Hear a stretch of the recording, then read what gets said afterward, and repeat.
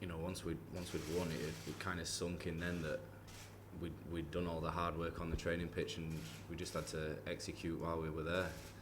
Obviously, I didn't take a penalty, but the lads that did, stood up and hit the target. That's all we can ask for, is pick the spot, stick to the spot, and if the keeper saves it, then he's made a good save, because penalty shootouts, we all know how difficult they are, and to come through as the winners is it's so satisfying for us.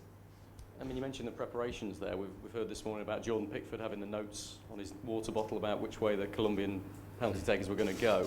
Yeah. Can you give us any other ideas of just how extensive that preparation has been for the squad? I think it's, we want to just cover all bases that we can, take advantage of.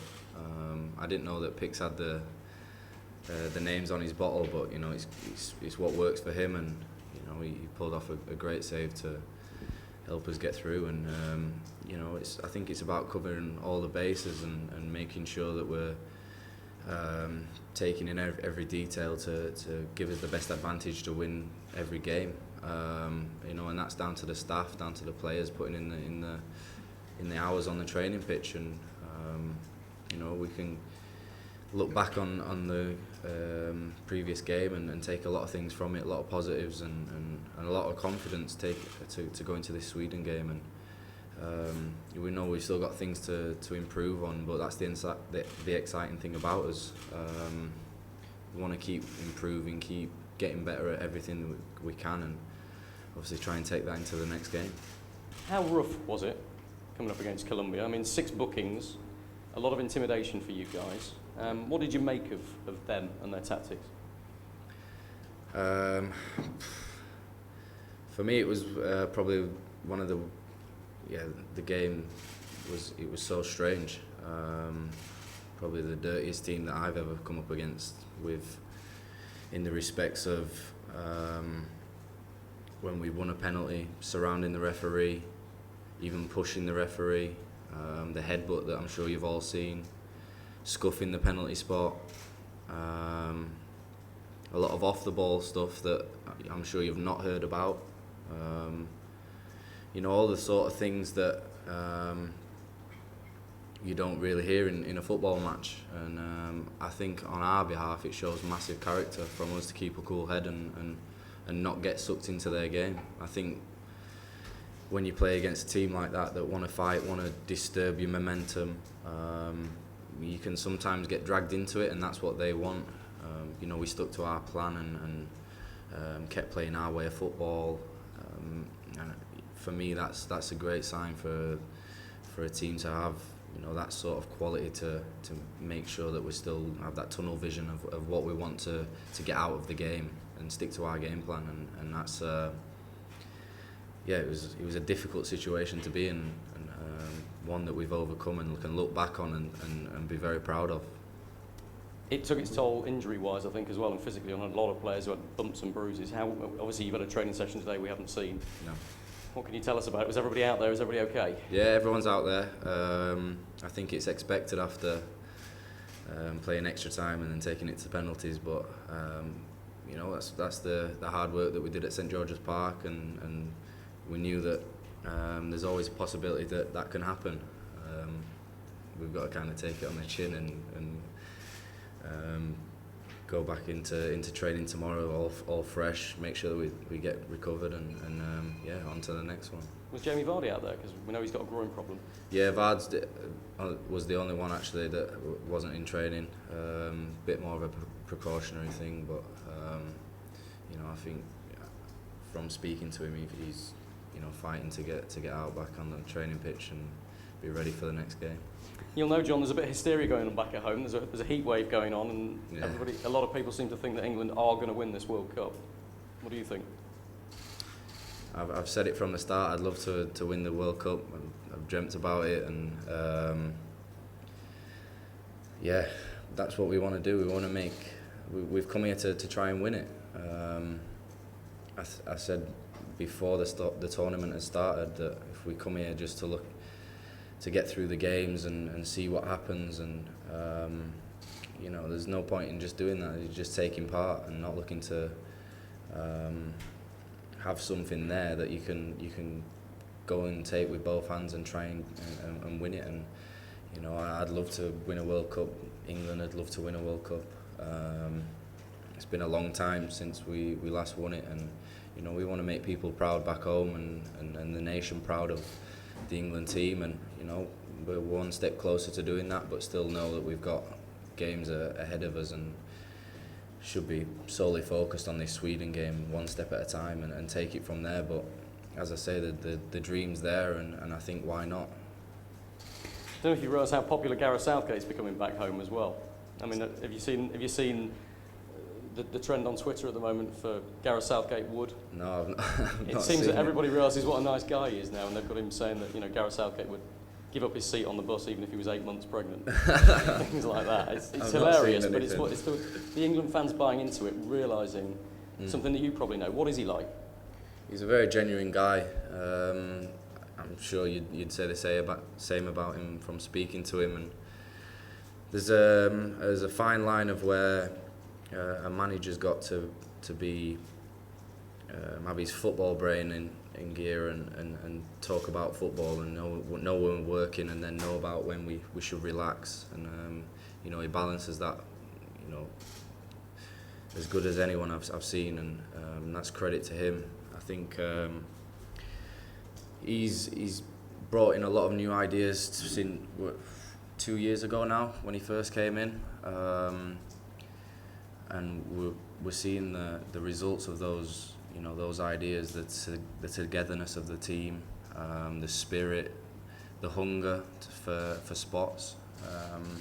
These are all things that us as players have bought into, and what he's implemented. And as I say, it's credit to him. And you know, the more time we work together on the training pitch, or you know, overcome games like we did the other day, you know, it's only going to get stronger. And it takes time, but you know, he's a great manager and a great human being as well.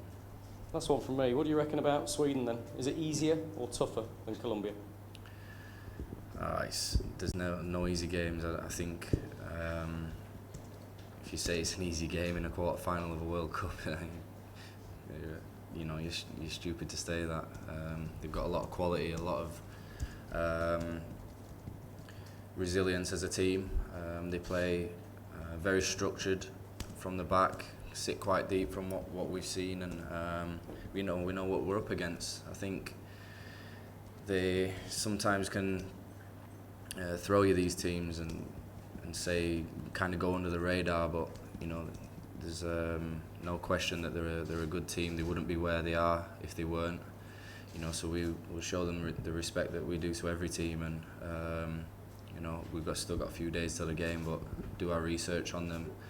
You know, make sure we can get every opportunity and to take advantage of every opportunity. You know, and see where it takes us.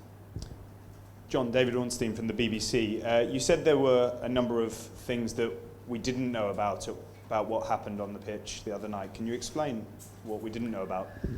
I'd rather not. I reckon it could get me in a bit of trouble. But yeah, you'd seen from the game, from the clips that I'd not even seen the incident with Raheem, with one of their staff. You know, sometimes games like this, well, I've never seen a game like this before, and how they behaved. I thought there could have been several red cards in that game from what happened, mainly off the ball stuff. And you know, if those sort of things happen, if the referee sees the headbutt, it's a totally different game. Things that you know, as I say, I don't want to really say, but things that we've never experienced before, and it was just so surprising to even, you know, come across those things that were happening. Would that explain the images we've seen of you running away in celebration, looking back at Barrios? I've seen that. I was celebrating to the bench. You know, it's kind of come across a bit wrong, but I think the best thing for us was to beat them at football. That's the biggest thing that'll hurt them. You know, they're back on the plane going home now, and we're through to the next round, and I think that's something special for us because, as I said before, we stuck to our game plan. Never kind of got into the brawl of what they wanted, and to beat them at football is, you can't do anything better than that, and that'll hurt more than us getting into a scrap or they've sent one of our players off. At the end of the day, they're back on the plane now, and we're still here. There's been a lot of talk about whether they should be punished retrospectively, but more so what kind of message that sends out to, from the biggest tournament in sport really, to younger people and observers all over the world. I think that's down to their players. It's obviously their image and how they've represented their country. I can only speak on behalf of me and my teammates, and we're solely there to do our job and make sure. If I make sure that we can keep clean sheets and keep winning and keep progressing in the tournament, and as I said from weeks ago, we want to make people proud of England, of the England team, of the nation as a whole, and we've just got to keep playing football and keep trying to win games like we did the other day, and that's going to have an effect back home. People keep watching us, and we've seen the videos of thousands of people watching us back home, and to see that, and obviously we can't be there to experience it, but to see the support back home for us is massive. In terms of your personal performance, you played very little during the season with Man City. Do you think? Well, compared to what you would have expected, I guess, or what you would have liked in terms of game time. But now you're the fulcrum of England's defence, and people saying that was possibly the best game they've seen you play, and going from strength to strength. What's this tournament doing for you personally? I'm enjoying my football. I always say if I'm enjoying it, then you're going to get the performances and keep improving. And I'm just enjoying it and trying to keep getting better and keep listening to the managers and the players, and playing with best players in England. So it's going to have a massive effect on me, and I'm just trying to bring everything I can to the table, and what a better place to do it than a World Cup. Obviously we've got a very competitive team in training, and there's a lot of competition for places. Gareth stuck with the same team as the first game, but I'm sure he's having a headache making those decisions, and it's great to have that competition. It keeps making you better as a player and keeps pushing you, and as I said, I thoroughly enjoyed the other night and want to keep improving. Just finally from me quickly, we read that you, the players, when they got back, stayed up and shared the experiences and talked about it all. Has it sunk in that such history had been broken and the barrier of penalty shootouts had been conquered, and what an incredible achievement this is for you guys? Yeah, I think it started from after the game. The fans stayed in the stadium for God knows how long, an hour or so, maybe longer. And to go back out and spend a bit of time with them was kind of the first memory that we've made this tournament, and obviously getting back on the plane and we're still speaking about it, still buzzing, and it was a great feeling, and one that you wish you could bottle up and save it for a rainy day, but it's great to be a part of the team that's making history, as he said, with the penalties, and not sure what else we've broke, but it's definitely great to be a part of, and we want to keep doing these things and keep setting new standards for ourselves, and